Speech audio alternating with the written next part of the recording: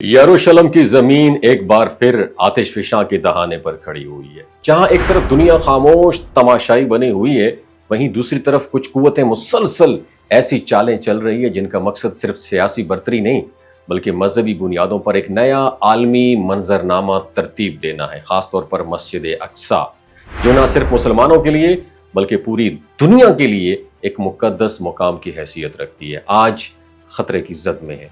ज़ेरे ज़मीन सुरंगें, खुफिया तामीरात और आने वाले थर्ड टेम्पल के मंसूबे, ये सब एक डिसिप्लिन साजिश की निशानदेही करते हैं जो आने वाले वक्त में एक बहुत बड़ा धमाका खेज मोड़ लेके आ सकते हैं। इसराइली वज़ीर आज़म नेतन्याहू और उनकी काबीना ने मस्जिद अक्सा के नीचे कई सुरंगें खोद रखी हैं। इन सुरंगों का मकसद सिर्फ तारीखी खोज नहीं बल्कि इस मुकाम की बुनियादों को कमजोर करना है। और मस्जिद अक्सा के नीचे जो मुस्लिम क्वार्टर है, खासतौर पर वो जगह जहां से सुलवान टनल शुरू होती है, वहां कई खुफिया सरगर्मियां जारी हैं। इन सुरंगों के जरिए रफ्ता रफ्ता मस्जिद अक्सा की असल साख्त को नुकसान पहुंचाने की कोशिश की जा रही है ताकि मुस्तकबिल में उसे गिराकर उसकी जगह थर्ड टेम्पल तामीर किया जा सके, जो कि यहूदियों के मजहबी नजरियात का मरकज है। हाल ही में यरूशलेम डे के मौका पर नेतन्याहू ने एक वीडियो पैगाम जारी किया जिसमें उन्होंने इन सरगर्मियों को कौमी मिशन करार दिया। उसी दिन बड़ी तादाद में जो सेहूनी शिदत पसंद मुस्लिम क्वार्टर में दाखिल हुए, वहां अरबों के खिलाफ नाराबाजी की और इश्तियाल अंगेजी भी फैलाई।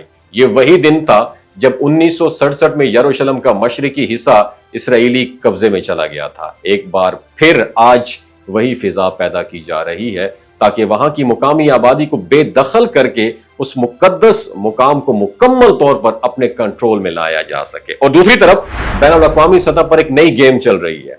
गजा में काम करने वाले कई ह्यूमैनिटेरियन जो है तंजीमें जो है, उनके पीछे भी मशकूक किरदार सामने आए हैं। खासतौर पर एक तंजीम जिसका ताल्लुक स्विट्जरलैंड से जोड़ा जा रहा है, उसके मंसूबों में इजरायली सरमायाकारी की खबरें गर्दिश कर रही हैं। इन सरगर्मियों का मकसद जाहिरी तौर पर तो इंसानी इमदाद है, मगर पसे पर्दा कुछ और ही खेल खेला जा रहा है। और इसी दौरान अमेरिका की साबिक होमलैंड सिक्योरिटी चीफ क्रिस्टियन नोम की यूरोप में कई मुलाकातें हुई और खासतौर पर पोलैंड में, जहां ईरान और इसराइल के दरमियान जारी कशीदगी के पस मंजर में अहम फैसले लिए जा रहे हैं। इन मुलाकातों में सदर ट्रंप की मौजूदा पोजीशन भी जेर बहस आई। उन्होंने हालिया दिनों में ईरान के खिलाफ सख्त मुवक्कफ इख्तियार किया है। बज़ाहिर वो अमन के दाई बनते हैं, मगर दर पर्दा उनकी टीम ऐसी चालें चल रही है जो पूरे मशरिक़ वुस्ता को नई जंग में धकेल सकती है। और फलस्तीन के हवाले से बात की जाए तो सूरत हाल इंतहाई नाजुक है। रातों रात इसराइली बमबारी में दर्जनों फलस्तीनी शहीद हो चुके हैं, जिनमें खवातीन और बच्चे भी शामिल हैं। और एक और दिल दहला देने वाला वाकया यह भी है कि एक खानदान जो एक पुराने स्कूल में पनाह लिए हुए था, उसे निशाना बनाकर पूरा घर जला दिया गया। इन हमलों का मकसद सिर्फ अस्करी दबाव नहीं बल्कि फलस्तीनियों के हौसले पस्त करना है। इसराइल अब सिर्फ एक रियासत नहीं बल्कि एक खित्ते की निगरानी करने वाला मरकज बनता जा रहा है। एयर क्लास कैरियर्स और सैटेलाइट मॉनिटरिंग और न्यूक्लियर टेक्नोलॉजी तक एक्सेस तक इसे खित्ते में बेकाबू ताकत बना दिया गया है। मगर इस सारी पेशकदमी के बावजूद फलस्तीनी रियासत के कयाम की उम्मीद जिंदा है।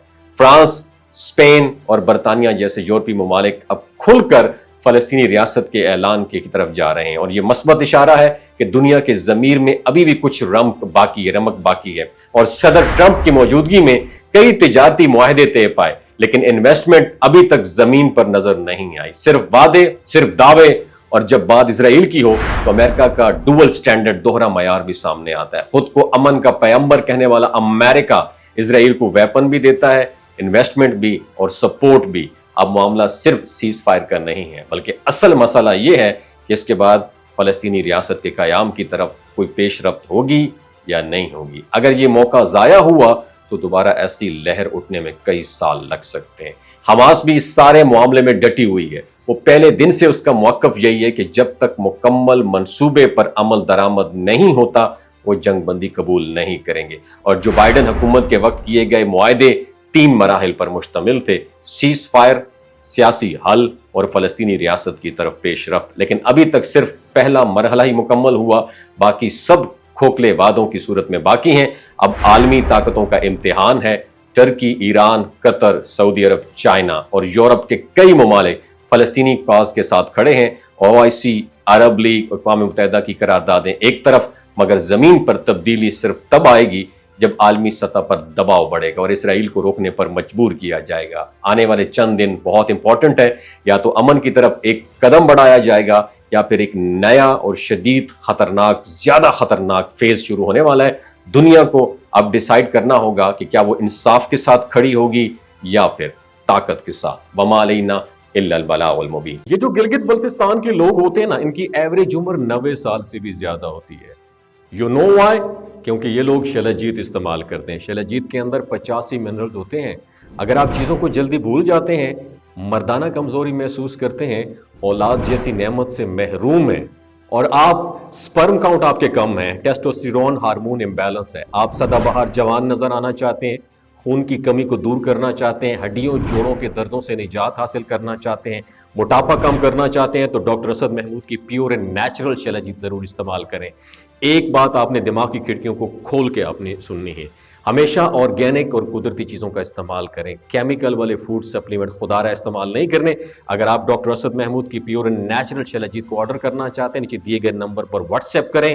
3 باتوں کا خیال رکھنا ہے: ہائی بلڈ پریشر میں مبتلا افراد، خواتین جو پریگننٹ ہیں، اور 15 سے 20 سال کی جو نوجوان نسل ہے جو غیر شادی شدہ ہیں، اپنے سیکشول پاور کو بوسٹ کرنے کے لیے استعمال کرنا چاہتے ہیں، تو ڈاکٹر کی ایڈوائس کے بغیر استعمال نہ کریں۔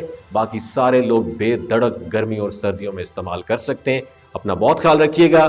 اللہ حافظ۔